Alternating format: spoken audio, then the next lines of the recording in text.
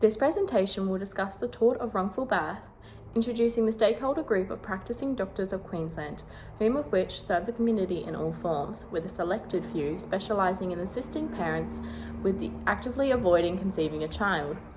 This presentation will further discuss the negligent liability that follows of doctors, which will include the duty, breach and causation that could potentially be committed by said doctors, primarily focusing on parents who are actively avoiding conceiving a child,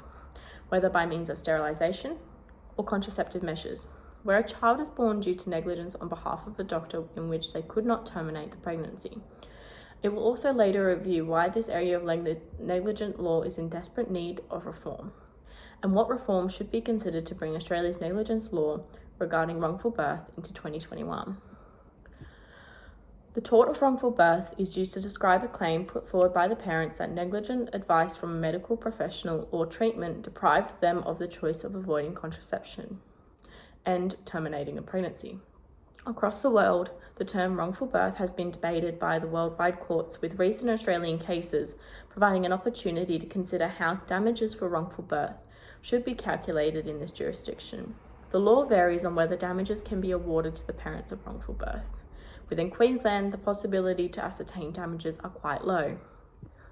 There are limited legislations in not only Queensland but the whole of Australia, with the Civil Liability Act 2003 Queensland, Section 49A and 49B, setting out very limited basics in which a child born because of negligent contraception methods or negligent sterilisation of an individual on the part of performing or advising doctor cannot be awarded damages for economic loss from that of the ordinary associated with raising or maintaining a child. Although there are limited damages available, this does not mean that practitioners are not liable. Establishing a negligence case in which doctors are liable can occur. These sections in the Act limit actions that can be taken by parents against doctors, but not entirely, with selective cases of wrongful birth not only establishing wrongful birth, but awarding damages which have been recognised in Australia since the High Court's 2003 decision in Katchner and Melanchor 2003, volume 215, Commonwealth Law Reports, page 1, in which a pregnancy and birth following failed sterilisation procedure was awarded damages of the cost of raising a child to 18 years of age in retribution for the medical costs and pain and suffering associated with the unwanted pregnancy and childbirth. A patient and/or parent has the possibility of commencing legal action if it can be found that the birth is a result of negligence on the part of the doctor. The first element that would have to be established is that of a duty of care, which is reasonably easy in a doctor-patient relationship. It has been set out by the courts that the relevant duty of care was to exercise reasonable care and skill in respect of examination, diagnosis, and treatment of the patient, as well as the provision of information, as set out in Rogers and Whittaker 1992, volume 175, Commonwealth Law Reports, page 479. In a negligence claim, a doctor may be considered liable when failing to provide information regarding the sterilisation or contraceptive methods that a reasonable person in the patient's position would require to make an informed decision on whether to continue or follow said advice. In turn, failing to warn said parent that sterilisation or contraceptive measures could still result in an unwanted child, leading to economic loss and physical harm to the parents. As stated by Zinni Ahmad, John Grantmeyer and Peter Chan in 2016 from the Canadian Neurological Association Journal, in the first 3 months following sterilisation, the failure rate for vasectomies ranged from 0.3% to 9%,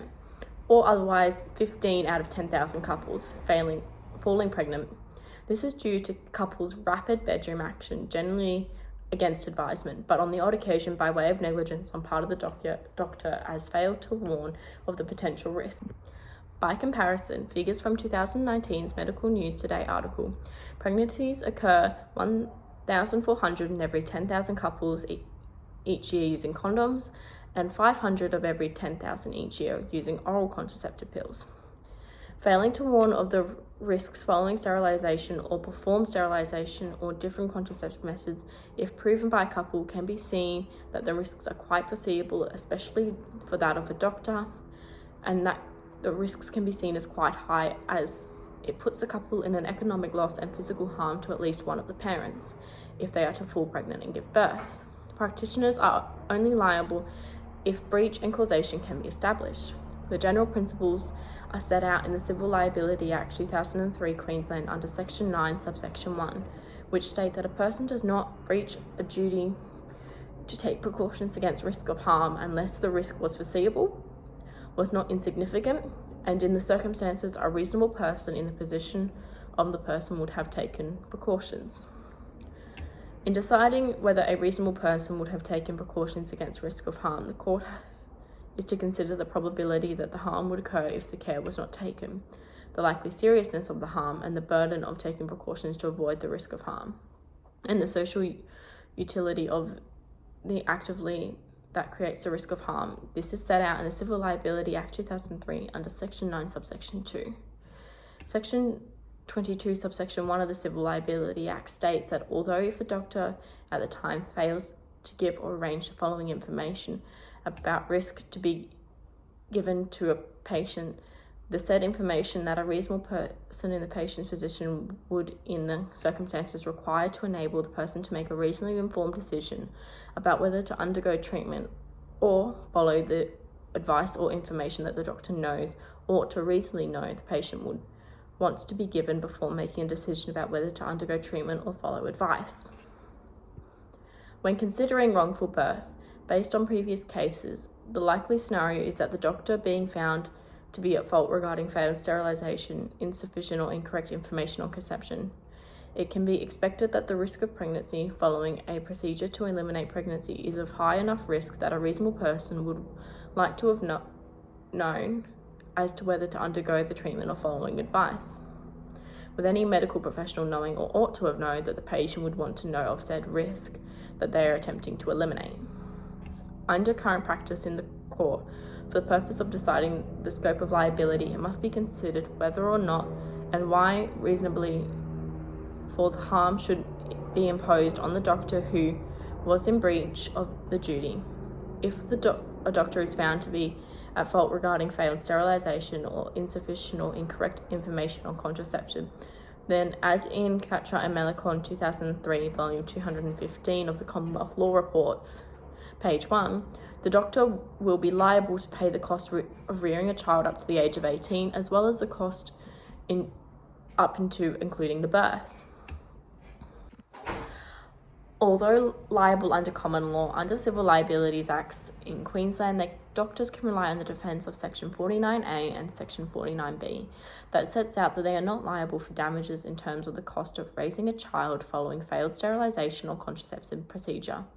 This does still leave the doctor liable for the cost of damages for the birth itself. Although the legislation does not address the right to claim costs for raising a disabled child following medical negligence, one case in the Supreme Court of Queensland has previously found in favour of the plaintiff, a mother, after her doctor failed to diagnose her with rubella and warn her that the consequence of risks to her unborn child, who was then born with severe disability. This was in the case of Veers and Connolly, 1995, volume 2 of the Queensland Reports on page 326. Following this decision, it is likely that doctors may be found liable for other similar cases in which disability occurs due to negligence. The potential for new reforms regarding wrongful birth to be considered is that of damages facing doctors if found liable. One option to be considered is that there should be a substantial payout to be paid to the parent for the mental and physical trauma of the 9 months of unwanted pregnancy. Following, should the parent still request economic repayment for the child, it should be considered that the doctor should not be penalised any further, as if the parents do not wish to be responsible for the child, it should be seen that the child is placed up for adoption. As there are only a selected amount of wrongful birth claims put forth, this would not dramatically put a strain on the current adoptive system. Between 2019 and 2020, there were 334 adoptions finalised in Australia. Of these, 297 or 89% were domestic adoptions of the children born permanently living in Australia. These statistics regarding adoption were from the 2021 Australian Institute of Health and Welfare reports. This reform would penalise doctors within reason and encourage parents who are left with an unwanted child to place said child into a loving home.